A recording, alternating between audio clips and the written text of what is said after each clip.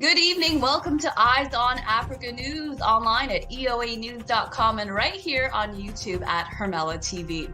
I'm your host, Hermela Aragawi. It is Monday, November 7th, 6 p.m. Pacific Standard Time. Here are your top stories. Global leaders convene at the annual COP27, the United Nations Climate Change Conference that kicked off Sunday and will continue through the 18th. This year, the two-week summit will be taking place in Egypt at the Red Sea resort of Sharm el-Sheikh. While parties expressed a range of views, there was a common desire to initiate proceedings swiftly and smoothly today, with the eyes of the world on Sharm el-Sheikh. This sends a positive signal to the world that parties remain committed to addressing the global challenge of climate change. More than 100 world leaders are expected to show up at the conference. On the agenda, how to create more cuts to greenhouse gas emissions and how to support developing countries who experts say are the most impacted by rising temperatures but often contribute the least to emissions. Coming up, we'll hear from water science researcher Mekdalawi Taribe about the importance of leaders of developing countries being at the COP27 table. And moving on to Somalia, where Al-Shabab militants continue to orchestrate attacks in the country.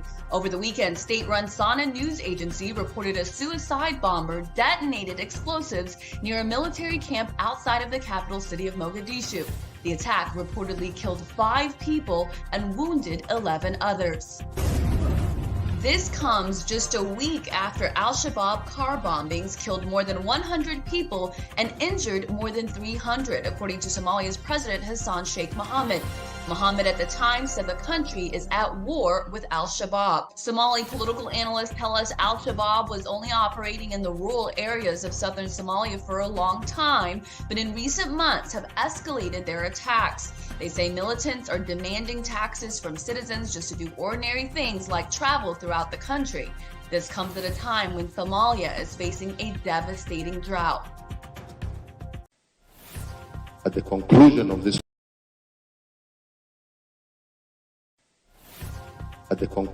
this process, will be colleagues who will be working together for the betterment of their country, for the betterment of Ethiopia, for the benefit of our region, and ultimately join us all in our struggle to make Africa a better place and to end and silence the guns permanently so that we can focus on the well-being of our people.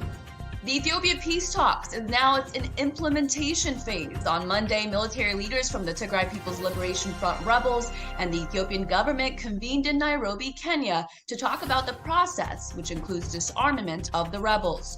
Rebel spokesperson Getachew Reda appeared to be asking his followers to give peace a chance. There are a number of things that need to be done, which are stipulated in our agreement. The provision of services is one thing, and the more services there are, the more confidence there is, the more communication there is, and the more hope and expectation it instills in the people's mind, and that will further consolidate the peace we are trying to put in place. So, like I said, we are committed to honor the commitments we've made, but more importantly, we live to Taddese and Berhanu to figure out how to implement the agreement we have reached. On Sunday, Ethiopia's National Security Advisor Redwan Hussein held a press conference for international diplomats based in Ethiopia's capital city of Addis Ababa. Hussein, who was the lead negotiator in the 10-day talks, said there are no winners in the war, and it is important that all involved work towards implementing what was agreed upon so that all Ethiopians could see peace prevail. The AU Commission has done an excellent job from the inception to the conclusion. The Republic of South Africa provided the most ideal conditions for the talks. AU high-level panel led by His Excellency Obasanjo and supported by Kenyatta and Dr. Fumzile provided wisdom and patiently guided the process to the successful conclusion.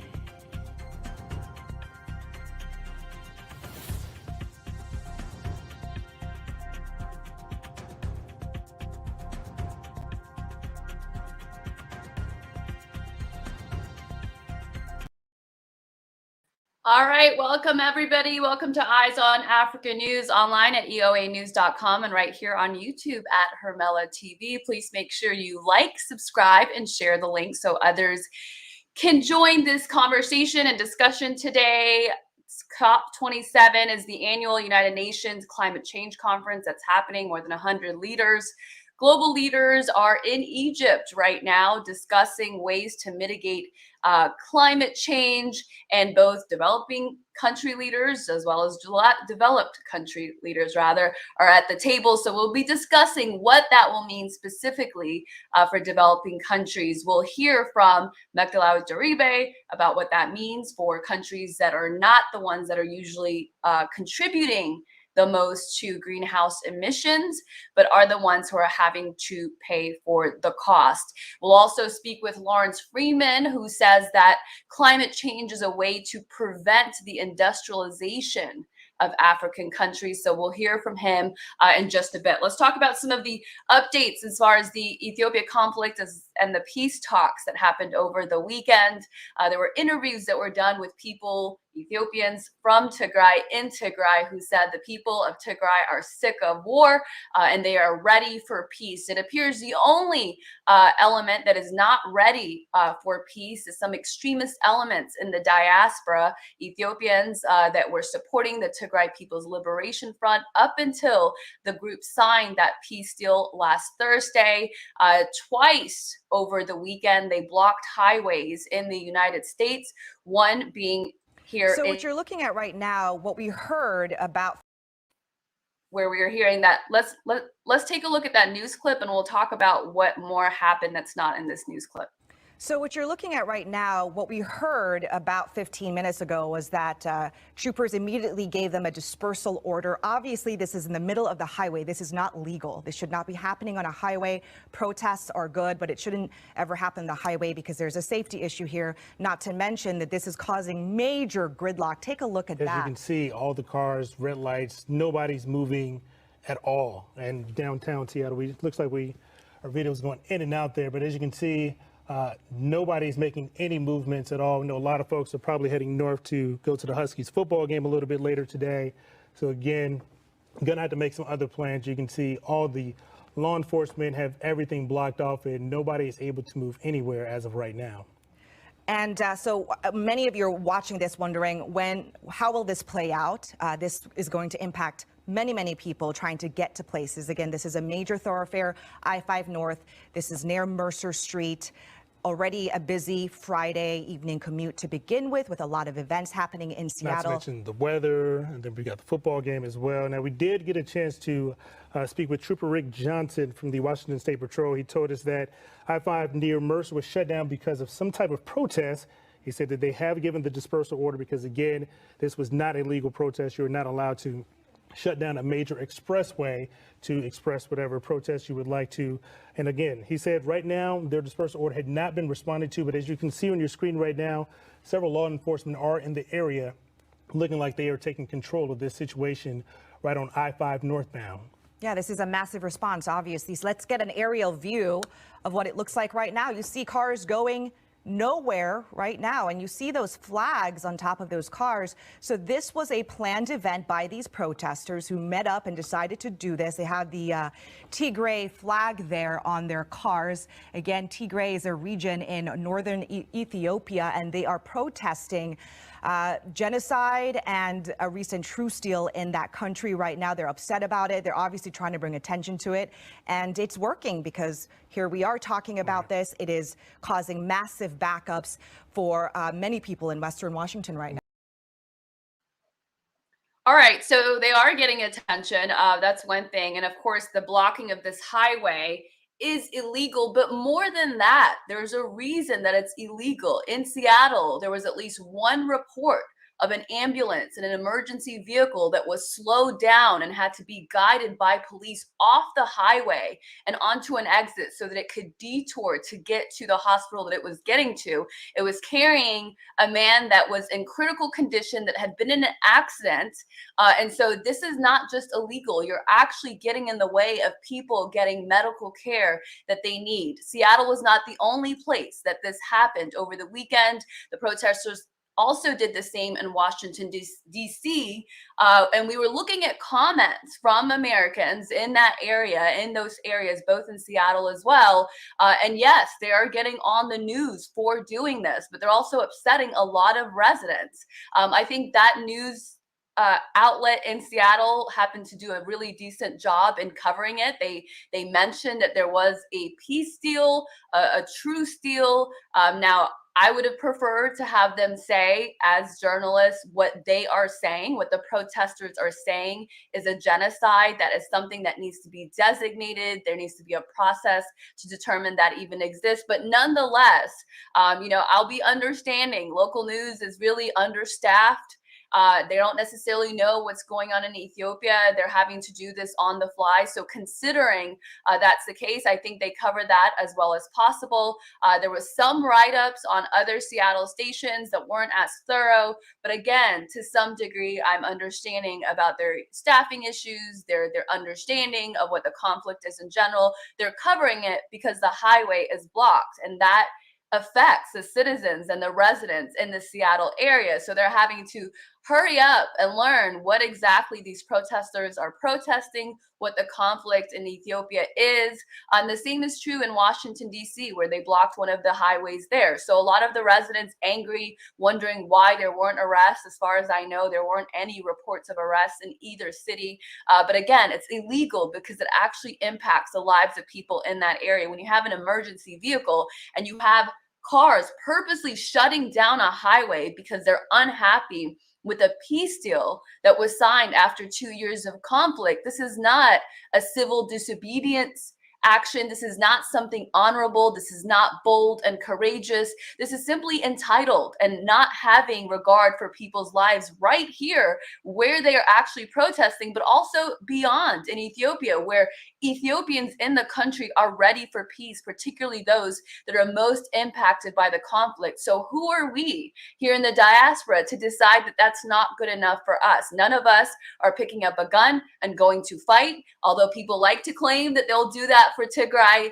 Let's give them a chance to do that. There was actually a really great comedic piece, because some of this is funny, even though dark comedy funny, talking about how we should all just get together and fundraise for these people that said that they will go fight this war in Tigray in 2 years.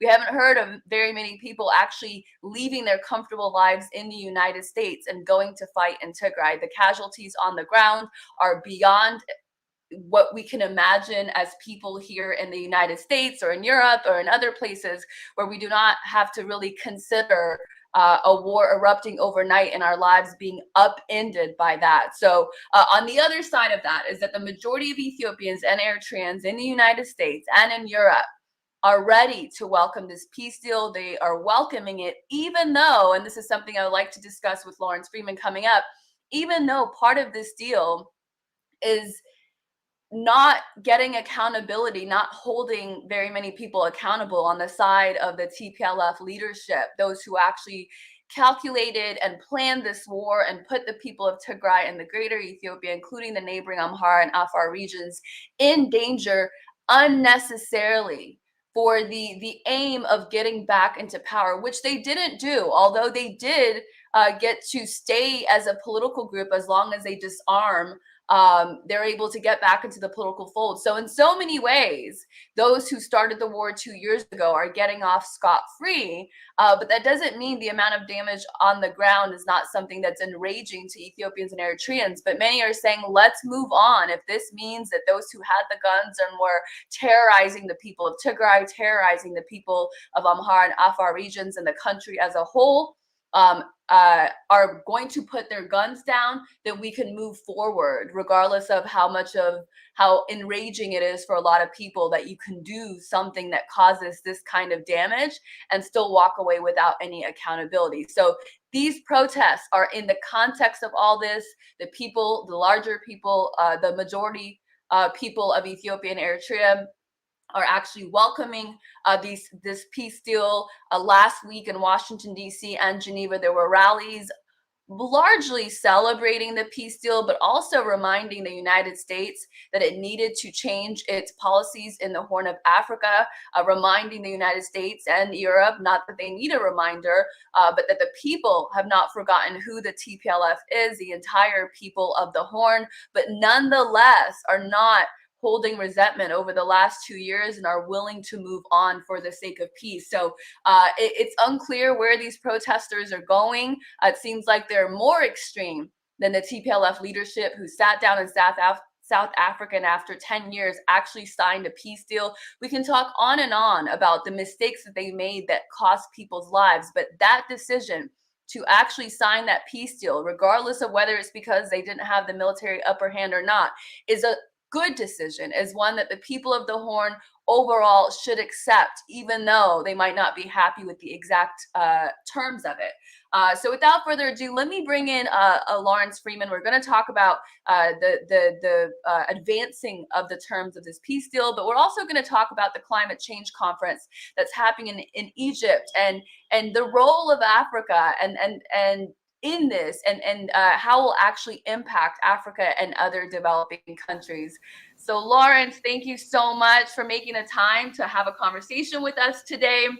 You know, we haven't gotten a chance to talk much since the TPLF leadership arrived in Nairobi, along with some military leaders of the Ethiopian government. What do you make of it so far? I mean, we see Getachew Reda really calling for peace, although I don't know if his once followers, at least here in the diaspora, are listening to that.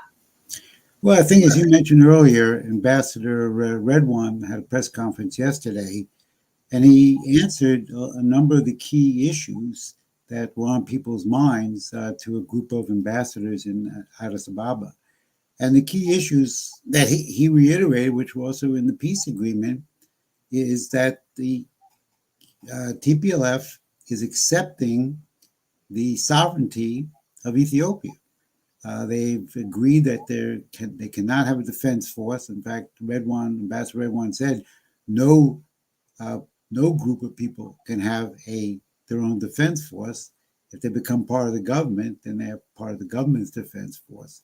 The articles, I think Article 1 and other articles in the peace agreement, reiterated that there is one territory, that everybody respects the integrity of the territory of the Republic of Ethiopia. And the TPLF went along with all of it. They're allowed to continue to be a political party, but they're not running Tigray right now. Right now, the federal government is in charge, and there will be elections shortly. And according to my understanding, they will run in those elections if they choose to.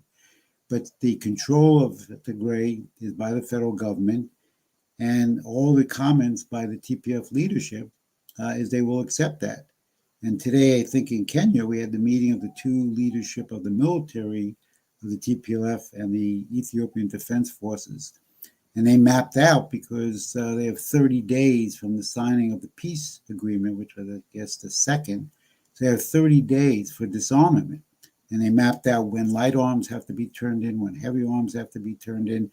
These are very important concessions by the TPLF. There are people in the TPLF who are they're rather extremists, as you said, and they're willing to have other people die for them because of their extremist views.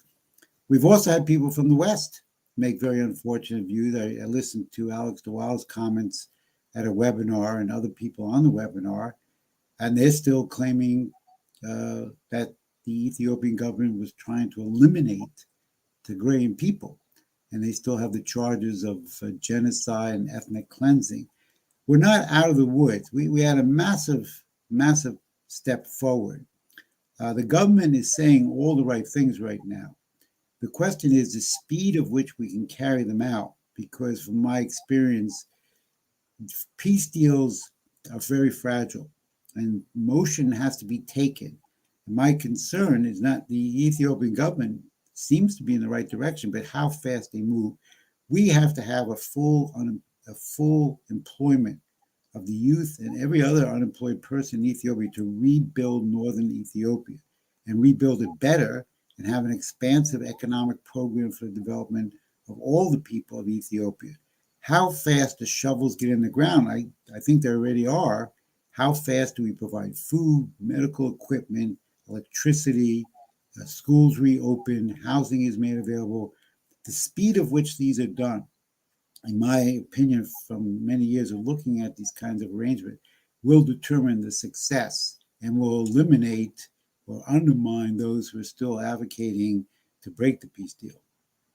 You know, one of the things that caught my ear while Getachew Reda was speaking is that he said people like Tadesse, who I believe he's talking about, Tadesse Wareda, let me throw his picture up here. He's one of the TPLF military leaders who was allegedly on this leaked audio where he was telling the soldiers that he was commanding to shoot the lower level soldiers that were retreating from the war front. Of course, like any human would do, their survival instinct kicks in. And what he was saying to do on this leaked audio tape was to shoot them, let them know if they're afraid of death on that side, well, there's also death waiting for them on this side. And so it was a very chilling audio. So I say that to say, in some ways, you've got, you know, people like Getachew Reda and Saad Khan, who in recent years had historically fallen out with the TPLF, and it's unclear why he ever even joined this effort, but nonetheless has to take responsibility for the fact that he was there. But you see people like Tadesse Wareda, who Getachew Reda is saying he's basically passing the buck to people like him on the military front who have blood on their hands, as almost literally as it gets, to implement the disarmament. So when you hear that, anything that comes to mind? Well, of course, I mean, the war should never have taken place. There was no reason for it. And the war was ugly, and the war could have been prevented early on in a matter of months if the West had behaved in a more appropriate manner of supporting Ethiopia's sovereignty. But once the war starts, you have to make a decision how you're going to end the war. And the fact that there is disarmament discussions going on is extremely important. It will take time, and this is the most difficult issue. We had the same problem after the end of World War II, to identify those in the highest command levels who are responsible for causing so much suffering, bloodshed, and death. But you can't start with that. You have to start with the fact that we have to keep people alive. We have to get the medicine, the food, the housing in there now, so we don't have more people dying. We have to begin this reconstruction. And those other issues, which are extremely difficult to take up, are not on the forefront, but they will at some point have to be addressed. But I think we have to get the peace process, and in my view, the economic component of that off the ground as soon as possible. And other important issues are just going to have to be, are going to have to wait for more time and more calmness to think through who are the ones who are responsible. Yeah, absolutely. You know, I want to touch on the issue of transitional justice, which is something we'll talk more about with attorney Daraja Demise tomorrow. But from your take as well, you know, what my understanding of transitional justice is, in some ways, you're going to have to let go of the very people who, under normal circumstances, would be in jail and serve some serious time for the larger issue of peace in order to move things forward. I mean, one of the things that this deal makes evident to me is that the Ethiopian government and the Eritrea was not fighting some, you know, rinky-dink rebel group. They had power. They have the international media. They have alliances they've made over the last 27 years. And that is what made it possible for them to get this kind of a deal. Again, we can applaud them or just be happy. You don't have to applaud them, but just be happy that they did sign that deal. But the fact that they were able to walk away without having to pay or be held accountable for any of it, when there's so many mothers and kids who don't have their fathers or their children that are coming back, it shows that they had the power. But there's a couple of people that were asking a couple of questions about this. Tigges said, do they get arrested? My guess is they don't. And then Perspective 84 says, how does the amnesty given to TPLF leaders by this Ethiopian government set an example for future domestic terrorists who dare to attack their own country? I think that is really something that is worth exploring. Forget the fact that they're not being held accountable. We can say that that's the past. But what is this saying to other terrorist groups, other armed groups in Ethiopia now and that may pop up in the future? Well, yet, if we take the experience of the American Civil War, where 750,000 people are estimated to have been killed, which is an extraordinary number. Some of the key leaders actually escaped to Great Britain because Britain backed the Southerners in the war. And there was no mass prosecution of any of the leaders in the conflict. And of course, Lincoln's comments were a malice towards none, charity for all. And that's got to be with the governing policy of the victors, the government, because the government did succeed in defeating the TPLF and ensuring the sovereignty of the country. Now, what this means for future conflicts, I think has to be spelled out in the terms of how Ethiopia probably has to make some significant changes in their constitution, where they define more clearly the danger of ethnic nationalism. You know, ethnic nationalism is outlawed in 2 other African countries I'm aware of, Rwanda and also Ghana. And in fact, if I remember correctly, in Ghana, you're not allowed to be a political party if you're ethnic based. If you advocate for a single ethnicity, you're not even allowed to get on the ballot. So I think there's going to have to be some redefining of, as I've said before, an Ethiopian citizenship and legitimate Ethiopian parties and organizations. And that should bring in some consideration of how future forces who try to overthrow the government will be handled. Absolutely. And I think to the issue of the ethnic based group, I'm curious because a lot of the viewers are always bringing up the ethnic federalism, the ethnic based constitution that Ethiopia has of 1994. One of the reasons that were given to the audience and us as a whole as to why it may not have been done already from experts is that Tigray would not be a part of reconstructing the constitution if it was done during the conflict. So would it really be a constitution for all of Ethiopia, or will it have been a constitution that's made for everybody else except the people in Tigray if it was done in conflict? But now that the conflict is, moving, transitioning to peace, I imagine more and more Ethiopians are going to be demanding that this government does something about this ethnic-based constitution. And then I'm curious, this seems to be something in the long run, but I'm curious what that change will do to the Tigray People's Liberation Front as a group, since it is an ethnic-based group, or other ethnic-based groups that are completely co-signed and almost actually mandatory based on the 1994 Constitution. So, based on that concept, there's a couple of other questions before we move on to our next topic. Mesai is asking, do you think that the TPLF will sustain as a political entity in Ethiopia? And what are the potential ways that this could go moving forward? Well, I'm not close enough to the situation in Tigray to know how much support the TPLF has. I think in the earlier remarks you made, this is a very important question.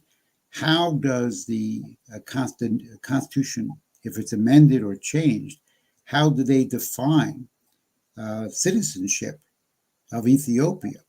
Because I think it should be pretty obvious to everyone. It was obvious to me that the existence of ethnicity and the fact that it's codified in the Constitution of 1994 is a killer for the future of Ethiopia. It has to be changed. What's interesting is the West the so-called analysts of all these different analysts, not even the extremist ones like the WA, but even others, they never addressed this question. And the US government has never addressed this question. And that's because they want to maintain ethnicity. They don't want to eliminate it like you and I do. They want to maintain it because it's a capability for disruption, for destabilization, for ungovernability.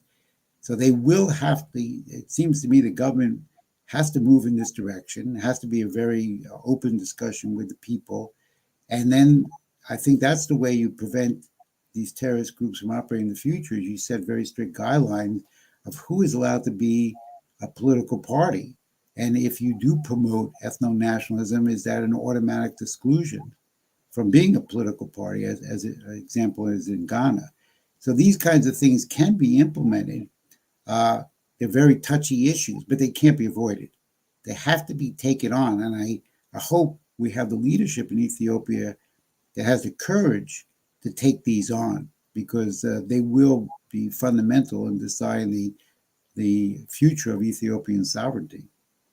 Absolutely. And to your point, a lot of us don't know exactly what the people in Tigray are thinking. I mean, we've heard people in Mekelle being interviewed saying that they're ready for peace. And of course they are. I mean, cities like that, the capital city, they're not the ones that are probably suffering the most as far as the act of war goes. So those are not people that will want to have the war come to their doorsteps or are used to that.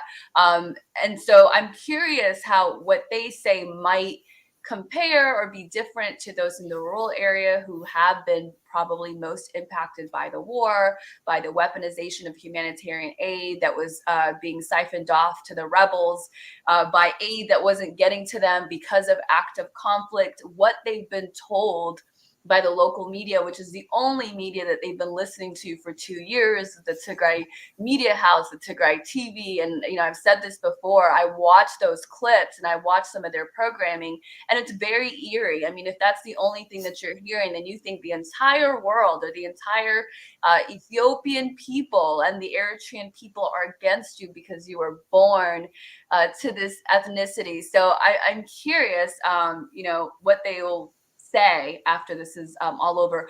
Any last things to add on that? Well, I was in Mekelle, the capital of Tigray, in I think it was May of last year, 2021, and the conditions were horrible, even in the capital. I mean, all the schools were shut down, and if you went into the schools, which I did, the schools were where people camped out.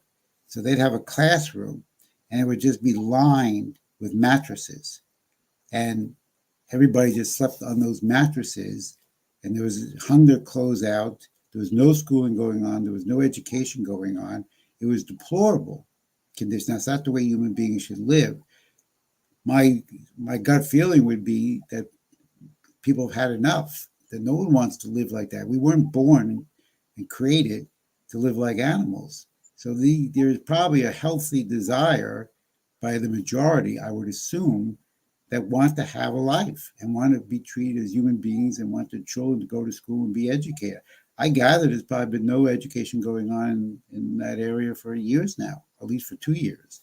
So that's a prescription for disaster. If your youth aren't being educated and your conditions are horrible, what does the future look like? So this peace agreement is really in the interest of everybody in Tigray. Absolutely. I mean, the education part, I think, is very interesting. I mean, even before the war started, there was a COVID-19 pandemic. Even before that, there was an issue of quality of education in that region and the rest of Ethiopia as well. There was an issue of just the indoctrination that started in 2018, early 2019. There's an issue of substance abuse. You know, now you add war to that.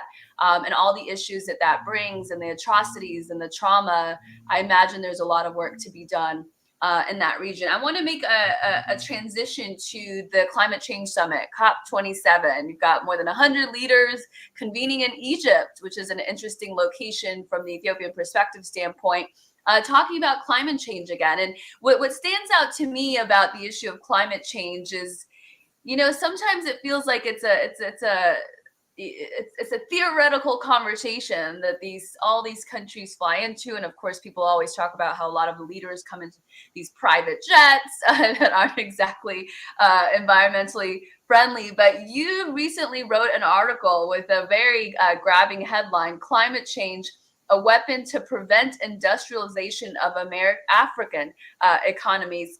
Can you elaborate on that? Well, yeah, it's very clear to me on two levels, because on the one level, you have the Western countries saying, oh, no, don't use your gas, don't use your coal, your oil, you're going to dirty up the environment, and you're going to bring on this collapse of humanity because allegedly we're going to overheat. And then at the same time, every one of these Western countries not only built their country on gas, oil, and coal, but is actually all over African capitals trying to get more contracts and build more liquefied gas plants, and actually involved in taking or trying to take coal, oil, and gas out of Africa. But yet the Africans are not allowed to do this. Now, if you couple that with the fact that I'm not a scientist, but I'm an educated person, the whole global warming argument, the way it's framed, is very misleading, because the planet Earth has been undergoing global changes, environmental changes, climate changes for over 4 billion years. The tiny part that they allege, which is the industrialization that took place allegedly in 1850 to the present, so that's a couple hundred, not even 200 years, they claim that this is the cause of absolute destruction, of hurricanes, of warm weather, of tornadoes, of tsunamis. And some statistics I put in my article is that you have a carbon dioxide, which is supposed to be the enemy, although trees love carbon dioxide, and vegetation has actually increased over the last 10 years on the planet. But they claim that the carbon dioxide, which makes up 3.6% of the gas, of what they call global warming gases, they estimate that 0.9% of the 3.6% comes from human beings, anthropogenic. And so that is roughly 0.3%. So allegedly 0.3% of CO2 coming from human beings is going to destroy civilization. This is nonsense. There is an ideology, it's a Malthusian ideology, that says we have too many people on the planet. If you go back to a number of these leaders around the world that we've seen in the so-called environmentalist movement, they oppose industrialization. They oppose progress. They believe that the planet can only hold 1 to 2 billion people. And of course, we have now almost 7 plus. So what are you going to do with those 5 billion people? These Malthusians have this very demented view that the earth is fixed, that mankind is an evil invader into the pristine environment of our planet. And of course, mankind, you and me, and all of humankind, we are created with the power of creativity. We're here to help improve the universe. We're not antagonistic to it. As Leibniz says, we have a pre-established harmony with the universe. The universe is so organized as to receive the intervention of human creativity for its actual improvement. And there is no one resource. There is no one pristine state of our planet. We were burning wood hundreds of years ago. We moved to coal, we moved to oil, we moved to gas. We can now move to fission and fusion. And why should Africa be told, no, you have to? And when I was in Mali, I was very upset to see that they were just cutting down trees and charcoaling them, which was done in the 1300s, before AD. They were charcoaling them because there's no gas and electricity for the stoves of even government workers. And this idea that you can't use your gas, oil, your energy is a death sentence. And I believe it's a conscious policy to prevent African countries from industrializing. And they know in advance it will lead to an increased death rate. It will lead to more people dying. If you don't have energy, you don't have an economy. And there's less than 100,000 megawatts for 1 billion people in sub-Saharan Africa. which is a scandal. It's criminal. It's immoral. And yet these guys are sitting up there, as you said, Senator Kerry, flying around the world in his jet, polluting every place he goes to. How many, on a more humorous side, how many thousands, maybe hundreds of thousands of styrofoam cups are going to be used at this conference, which everyone claims are destroying the environment because they don't break down, and plastics? It's all a fraud. The people at the top know what they're doing. They want to reduce the population of Africa and the developing world. The people who are supporting this, they're just following what they consider a political correct mentality. Vox populi, opinion of the people, which Shakespeare made fun of. You can sell the people anything if they're not educated. And that's what's going on. A lot of young people jumping on this cause, they have no idea what's going on. They just say, oh, you don't agree with this. You're a climate denier. You must be on the payroll of an oil industry. That's what they've told me. And of course, I don't really have any money at all. So the fact of the matter is, at the very top levels, we have a population control mentality, which has accepted the dogma that man is evil, when in fact, every bit of history tells us that's not the case. Yeah, a lot of dogma, I think, is what describes our political conversations about a lot of things. You're either believe in something or you're a denier. You're a climate change denier, you're a genocide denier, you're a whatever denier. There's no nuance in a lot of the conversations. Sure. What do you think should be the approach of African countries if, in fact, this whole hoopla that is done every year, this is 2 weeks long. I'm sure a lot of money is being poured into it. It started yesterday, Sunday, and will go to November 18th. If it was, if you had it your way, how would African countries approach these kind of summits? Well, first of all, the African countries know that they're not going to be helped. I think the last conference, COP26, there was a pledge of several $100 billion. I think a tiny portion of that has been come forward. South Africa has estimated that they need $60 billion a year, and someone said they may get $8 billion total. You've had a lot of pushback. President Buhari, President Museveni, this extraordinary energy minister from South Africa, Montash, the vice president of Nigeria, and many more. They have said very clearly, and recently, as I started my article, Mo Ibrahim, who's somewhat famous as a philanthropist in Africa, and he said, if they believe so much in renewables, why don't they take them and let us have the gas and oil? So there's a lot of skepticism. Now, the African countries are not going to completely challenge this ideology because they're afraid that they would be cut off from everything. But they're also now clearly not going to accept it. So the purpose of this conference is to actually a combination of bludgeoning and brainwashing African leaders to accept this. Now, a number of them will, but I don't think they all will. And I don't think it's going to be an easy decision of how many votes they get. I think that the African countries have had enough. And this actually, in my mind, connects to the peace agreements which were conducted by the African Union. I think the Africans are beginning to realize that they don't have to take everything that the West tells them, and they don't have to be obedient slaves to the West. Now, if I was involved in the conference, I would have engineers, hydrologists, scientists, astronomers involved in the conference, and I'd be mapping out plans of how do we intervene to develop the capability of Africa and where we can be friendly, where we can reduce pollution. That's fine. But we have to then have our first decision, and the Vice President Obasanjo's, Vice President of Nigeria said this, what about poverty? And this was also said by the South Africans.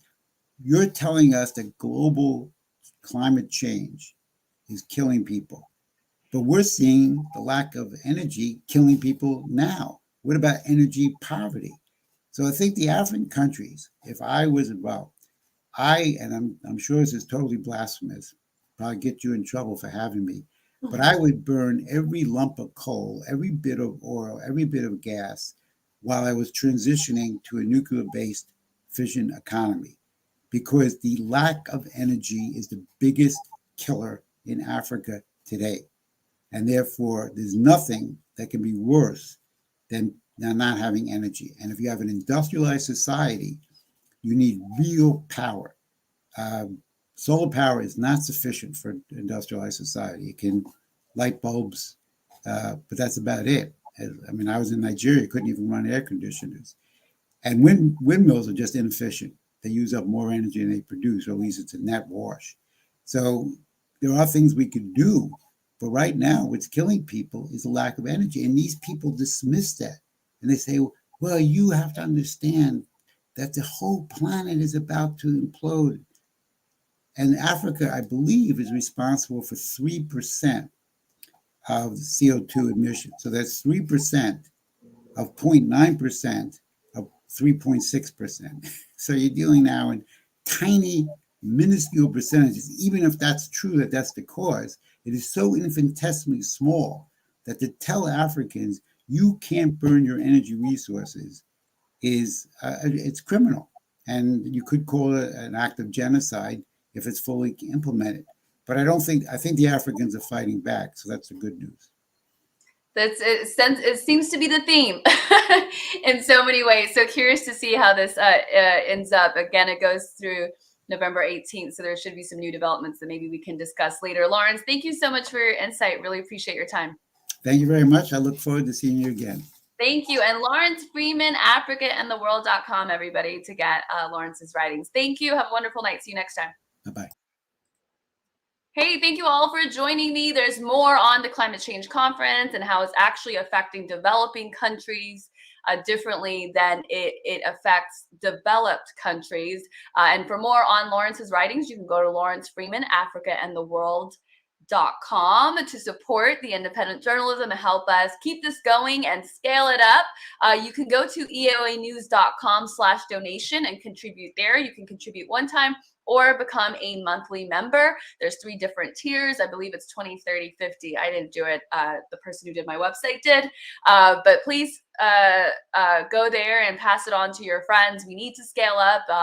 We know this is the time that it is really important for us to tell our own stories. I think a lot of us has experienced in the last 2 years what it's like to have somebody else tell our stories. And this is something that I really want to also emphasize.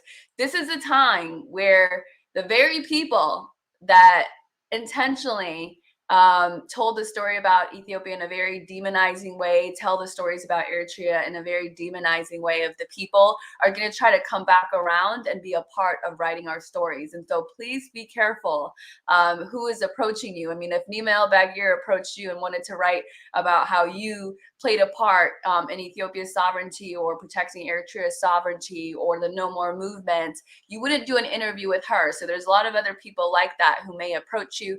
Tom Gardner of The Economist, I hear, is starting to approach people. So please let people know that you should not be putting your story in the hands of people like this. I mean, at the end of the day, everybody can do what they want, but you may learn the hard way that when you put your story in someone else like that, who's proven to demonize the entire 120 million people, 130 million people, including Ethiopia and Eritrea, and do it constantly on Africa, they're likely to do it again. So please stay watchful.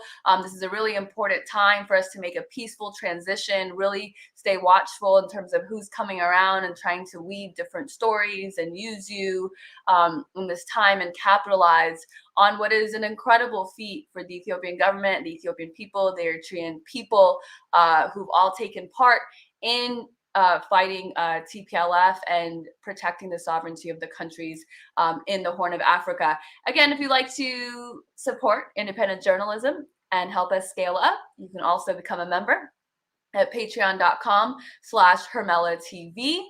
And you can do that by a monthly subscription of whatever amount that you want. So before we get into my interview with Mektalawi Daribe, she's a water science researcher who also studies the studied the GERD and the impact of water and clean energy on particularly developing countries. We're going to go through our top stories, and we're going to come back around and listen to the interview with Mekdalawi Daribe in just a moment.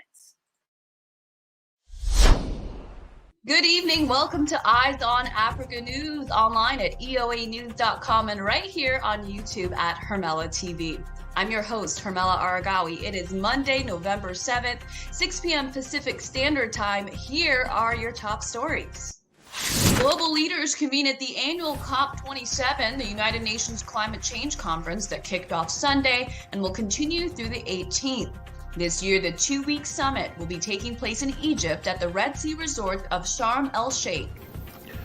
While parties expressed a range of views, there was a common desire to initiate proceedings swiftly and smoothly today, with the eyes of the world on Sharm el-Sheikh. This sends a positive signal to the world that parties remain committed to addressing the global challenge of climate change.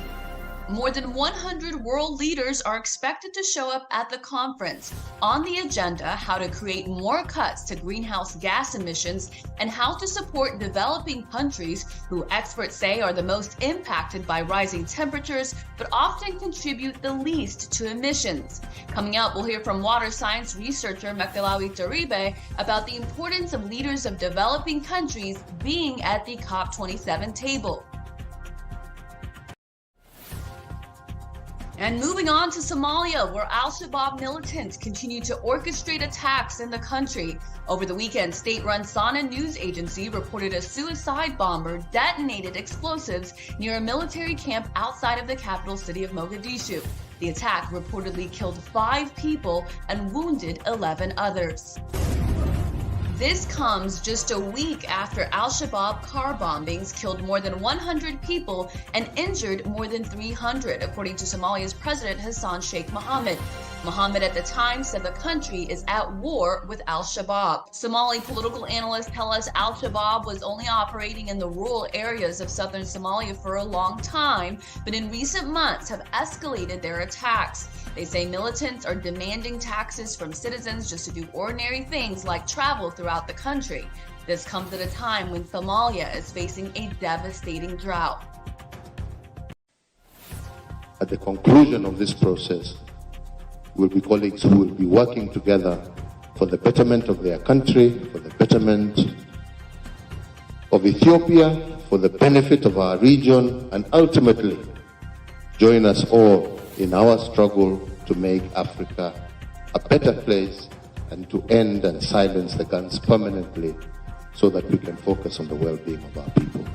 The Ethiopia peace talks is now in implementation phase. On Monday, military leaders from the Tigray People's Liberation Front rebels and the Ethiopian government convened in Nairobi, Kenya, to talk about the process, which includes disarmament of the rebels. Rebel spokesperson Getachew Reda appeared to be asking his followers to give peace a chance. There are a number of things that need to be done, which are stipulated in our agreement.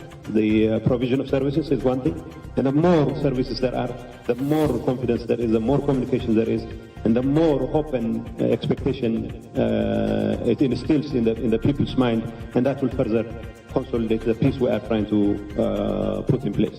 So, like I said, we are committed to honor the commitments we've made, but more importantly, we live to Taddese and Berhanu to figure out how to implement the agreement we have reached. On Sunday, Ethiopia's National Security Advisor Redwan Hussein held a press conference for international diplomats based in Ethiopia's capital city of Addis Ababa.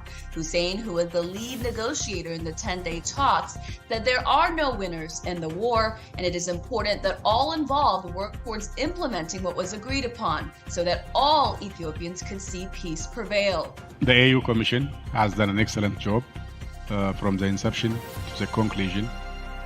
The Republic of South Africa provided the most ideal conditions for the talks. AU high-level panel led by His Excellency Obasanjo and supported by Kenyatta and Dr. Fumzile provided wisdom and patiently guided the process to the successful conclusion.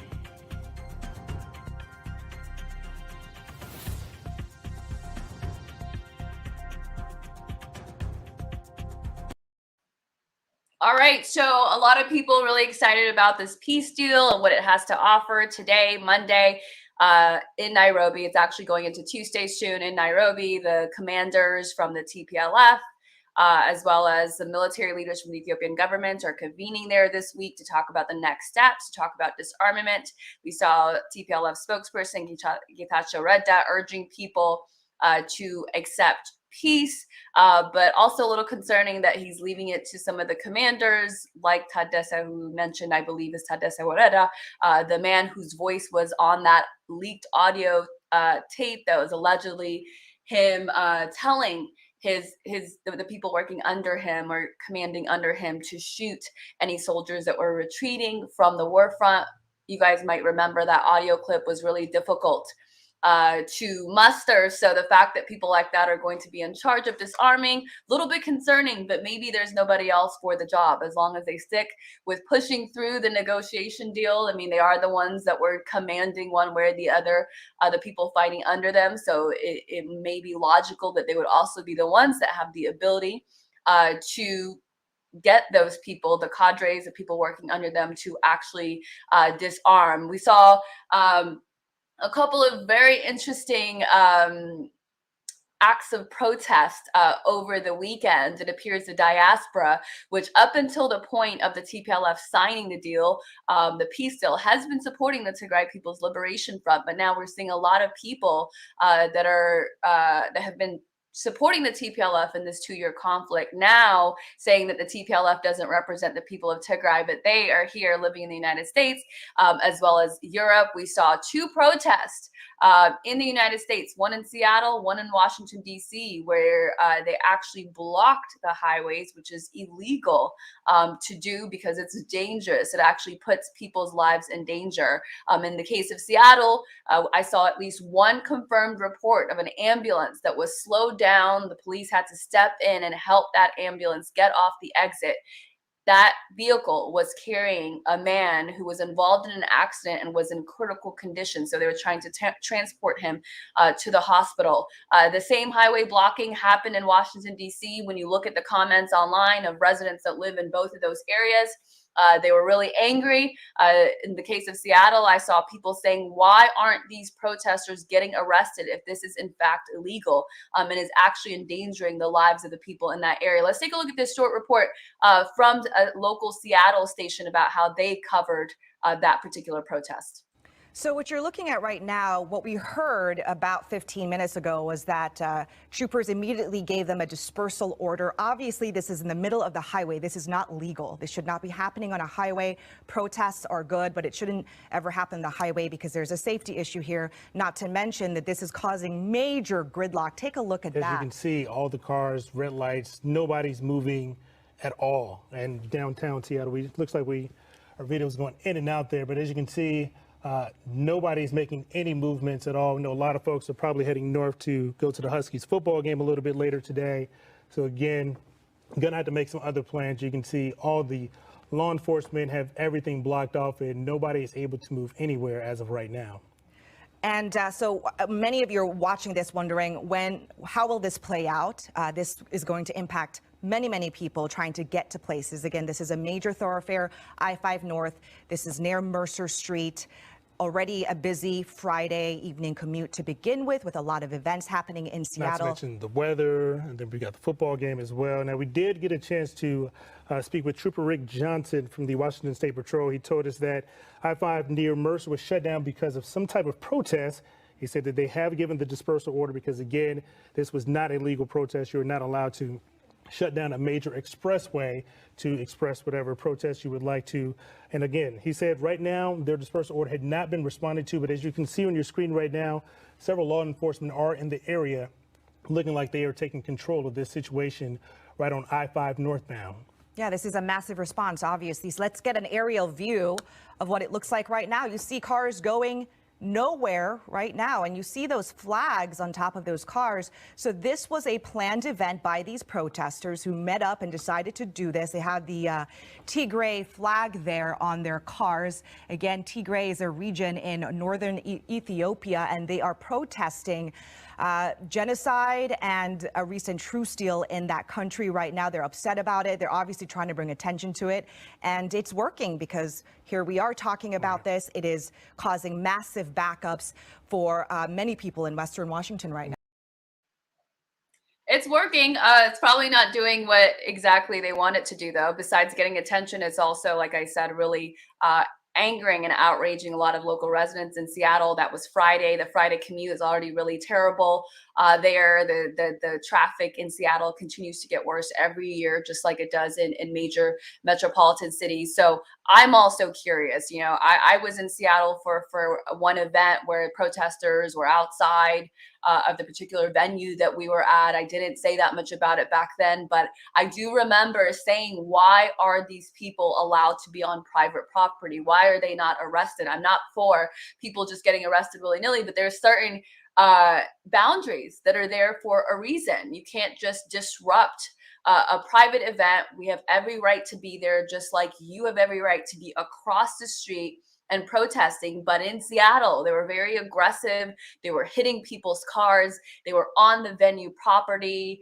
And so I don't understand what exactly the rules are in Seattle. I know there's other cities where that would not be allowed, but more than just it being a nuisance, it's actually endangering the lives of people. When you block a highway, it's one thing to be outside of the venue and bother the business and bother whatever events is trying to go on there. It's another when you're actually blocking the highway and there are emergencies that are happening. There are personal emergencies. I'm sure all kinds of personal emergencies that we didn't hear about. People trying to get to their families for different reasons, people having whatever health moment that they're having. And so it's just, once again, it takes the entitlement to another level, but it's a minority of a minority. They're extremist elements.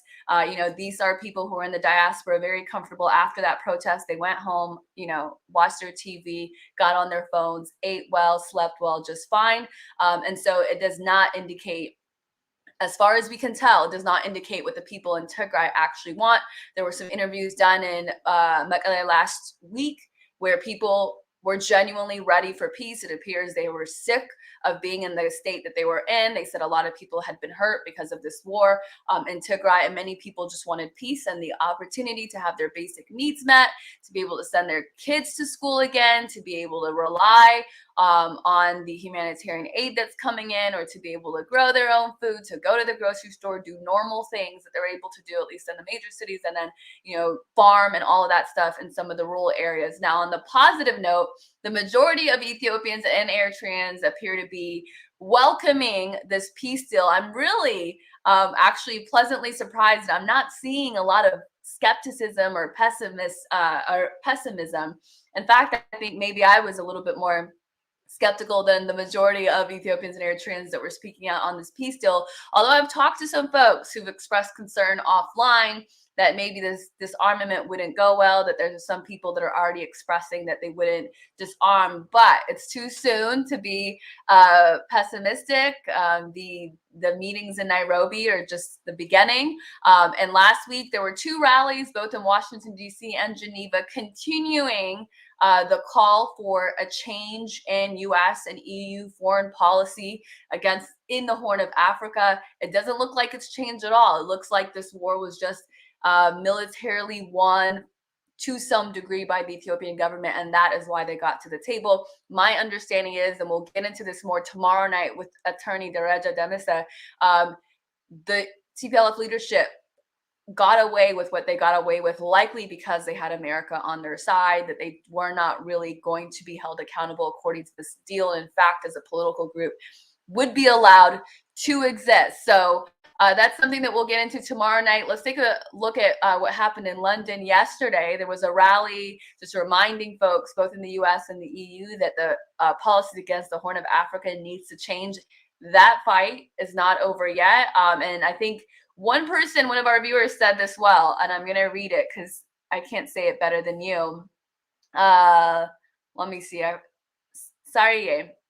Sorry, I don't even know if it is someone from the Horn, but they appear to understand the foreign policy on Africa. She says the West will not rest until they bring Ethiopia under their destructive control. We need to be vigilant against the West. So maybe that is an Ethiopian user. That's the general message I have for you guys. Please be vigilant. It's not to say that you can't take a break, but please operate with the same level of scrutiny as you would in terms of who you're talking to, how you're talking to them, who you're letting into your world of projects and activism, and telling the story of Ethiopia. I remember looking years ago for Ethiopian documentaries, and the first row of Google searches that came up were Ethiopian documentaries about Ethiopia by non-Ethiopians, and it looked like by non-Africans completely. And so there's going to be efforts to try to capitalize on what Ethiopians and Eritreans and the Horn of Africa was able to do in the last 2 years. It's going to be people that want to write books about the people and capitalize on that. And it's really something that we should all stay vigilant about because you don't want the very losers or the people that support the losers to actually write your story. So let's take a look at a quick clip from London, where there was a rally on Sunday calling on policies of the West and Africa to change.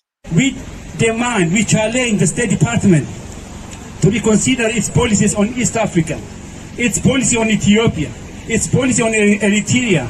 They need to revisit their policies. They have to work with us positively. There is a lot to work together, and we are willing to work together. But we are not going to actually surrender. That's what's important. They can work with us, and we are willing to work with them. It's as simple as that. More than 110 million Ethiopians, as you will know, have been frustrated for the past 2 years. Remember, we have been frustrated. Remember the calls. About 3 weeks ago, Secretary Blinken sent about 7 tweets in about 1 week time, all about Ethiopia. That was not fair. Now that we have come to a conclusion, we believe we have come to a conclusion. We believe the peace deal is going to work for us. They have to work with us. They have to work with us positively. They have to work with us constructively. So let's give peace a chance. Let's give it a chance. It's important that we give it a chance. So it's important the Biden administration does not intervene in our internal affairs. Yes. We are not going to actually accept us. Let them leave us alone. If they want to work with us, they are welcome. If they want to work with us, we are willing to work with them. It's as simple as that. But Ethiopia has got the right, Eritrea has got the right to work with whoever they want. It's as simple as that. And for my Eritrean and Ethiopians, it's important that we work in unison as we go forward. There's a lot. The peace deal is only the beginning of a long journey, and it's down to us to see it implemented. If we want to see success, if we want to see better Ethiopia, if we want to see better Eritrea, if we want to see better the Horn of Africa, then we have to work together in unison. We need to get things done. We need to get things implemented. Long live Ethiopia, long live Eritrea, long live the Horn of Africa. Love to you all. Thank you. Thank you. That was Bekele Weyecha on the mic, and next to him Zalam Tasama, which a lot of you might recognize. So stay vigilant, and let's give peace a chance. Even Tedros Adhanom said that. So I guess the rest of us could do the same. Let's take a look at the interview I did with Mekdalawi Taribe on the climate change conference that's happening the next 2 weeks, how developing countries can take part in that and be at the table, and what that means for developing countries, which often are emitting much less than the damage that they're having to take on because of climate change. Let's take a look at that interview. We need to discuss is water science researcher and PhD student at Florida International University, Mekdalawi Taribe. Mekdalawi, thank you so much for joining us. For a lot of us, we don't really know what this summit is. The United Nations Climate Change Conference, also known as COP23, happens every year. Virtually every country in the world is there to discuss climate change. What is it that we should know about the focus of this year? Well, COP is basically Conference of Parties on Climate Change, and you're right, it is organized by the UN, and it basically brings all countries across the world together to talk about the climate crisis that we have at hand. So this is developing countries, developed countries, literally every country in the world participates in this event. So in that sense, it brings multiple perspectives, multiple narratives, multiple questions by different entities that you wouldn't normally get at smaller summits. So that's what's happening. And yeah, like you said, it happens every year. Last year it was in Glasgow. There's the famous COP, the Paris Agreement in 2015, and this year it's in Sharm el-Sheikh in Egypt, and it's the 27th meeting of its kind, so COP 27. So with climate change, there's always this conversation about developed countries versus developing countries, who causes the most damage, who pays the cost of climate change. Can you talk a little bit about that? Yeah, you're absolutely right. And that is actually one of the biggest agendas that's being raised in COP27 right now. So they're focusing on mitigation of climate change, adaptation of climate change, and the third one is actually who pays for what. They're calling it cost and damages. So of course, there's a big disparity on who actually caused climate change and who's suffering from the brunt of issues regarding climate change. We already know the majority of greenhouse gas emission comes from developed countries. The way that developed countries actually got to be developed is through use of fossil fuel, industries which use fossil fuel, so they emit greenhouse gases. So now we're at the place we are now because of the trajectory these developed countries actually took to get to where they are. Now we're at a trajectory where we have developing countries who are aspiring to grow their economy, better the quality of life for their citizens, to actually not, like, we're telling emerging economies, developing countries, to not go down that path and to actually choose a greener solution, a greener growth, because the world, we can't afford for developing countries to actually go down that path. So that's a big conflict of interest, right? So on one hand, you have developing countries who don't want to acknowledge that they are the causes of the problem, who don't want to pay for the problem.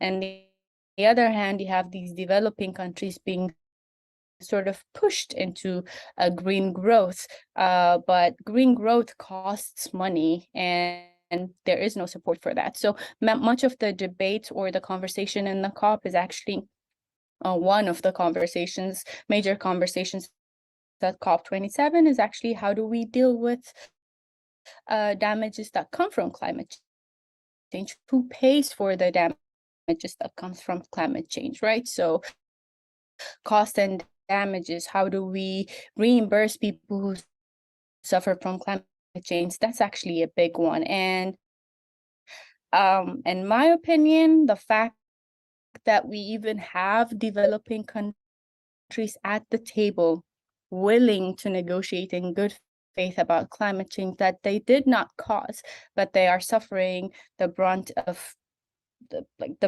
the impacts of, actually shows a big show of faith, right? Because it takes a lot for these countries to actually follow a green pathway, but most developing countries are actually on a trajectory of green pathway, but they need help, they need support. And the other major point that's being raised in this COP discussion is, okay, how do we finance these green growths? And so, like, the fact that these countries, Ethiopia included, and many developing countries in Africa, Asia, and Latin America, the fact that they're there at these events willing to negotiate and to discuss climate change is a big show of faith, and that should be supported by developing countries. There's a principle called polluter pays principle. They're the ones who cause climate change. So ethically, it makes sense that they would actually be at the forefront paying for cleaning up the climate issue and actually helping other countries not go down the path they went and actually follow a green trajectory. So yeah, that's one of the big discussions happening. So who pays for climate impacts, especially in developing countries? And so this year, it looks like the summit is in Egypt, an African country, of course. The last couple of years, at least, it looks like it's been on different continents, particularly in Europe. Is there a significance to that? You know, we've talked about too the Grand Ethiopian Renaissance Dam in Ethiopia being a green project, potentially contributing to the clean energy of that entire region and possibly the entire continent of Africa and beyond. Are those conversations that could be happening at the summit this year? I believe so. Of course, the COP is a global summit, so agendas from everywhere are being discussed. But the fact that it's actually happening in Egypt and water scarcity and the whole issue around the Nile actually involves Egypt and the Nile Basin region, it makes it more favorable, I would suppose, for us to be talking about these things at the COP. And obviously, the Grand Ethiopian Renaissance Dam and the whole water scarcity issue is being raised at the COP. Obviously, that's a big part of climate change as well. Climate change impacts the water availability, not just availability, the predictability of water, not just now, but also in the future. So that's in relation to that, the GERD would also be raised. And the GERD is actually one of the really good examples of what we can do if we really want to support climate change, right? So the GERD is a renewable energy. There's a big talk about shifting the global energy to renewable. So if we're really sincere about these climate change talks, the GERD is one of the projects to support, right? It's a huge hydropower infrastructure with the capacity to produce clean energy and serve millions of people with clean and affordable energy. We can think about the storage of water that the GERD would provide, not just to Ethiopia, but the entire basin, saving on evaporation costs and actually storing water at a higher elevation. There are a multitude of benefits when we're talking about GERD that are in direct alignment with the fight against climate change, right? So it's actually one of the things that should be one of the best practices or good experiences that should be highlighted as a way to climate-proof the basin against impending climate change. And I think it's up to us and our delegation to highlight what we're doing. And it's not just the GERD, but in Ethiopia, we're engaged in large scale, for example, green legacy efforts, right? So reclaiming the environment, soil and water reclamation activities, all that also feeds into the fight against climate change. This is what I mean by emerging communities, developing communities are trying their absolute best to make sure their growth is a green growth, or that we're not doing the same mistakes that these developed countries did. So it's actually an ethical responsibility for these developed countries, advanced economies, to support the efforts of developing countries. And it's not only about obligation, but they also can, right? They have the capacity, the financial capacity, the economic capacity to be helping, to be at the forefront of the climate change fight, right? And the truth is we can't afford for developing countries to go down the path that developed countries did. But we can't also say developing countries can't develop, right? You can't deny basic living, decent living, or a better quality of life to this billions of people living in developing countries. So there has to be a consensus, and developed countries being at the forefront, helping financially developing countries is actually a win-win in the interest of both developed countries and also developing countries. And is there a sense that that's happening, or is that something that is more aspirational moving forward? There are pledges in every COP agreement. I don't know how much of it has come to fruition. For example, there was this pledge of raising $100 billion to help support developing countries in their green economy growth. I don't know how much of that came to fruition. There's a big also agenda of how to financially support developing countries in their green economy right now in COP27 too. In addition to this idea of who pays for pollution or who pays for climate change talk. So in every COP, there's this idea that, okay, developed countries need to help developing countries in their development efforts, but I'm not sure how much of that is really tangible on the ground. I can't really comment on that, but the idea, the talk, the agenda is there at least. Absolutely. Thank you so much for your insight, Mekdalawi Daribe, water researcher, water science researcher, and PhD candidate at Florida International University. Thank you so much for your time. My pleasure. Thank you.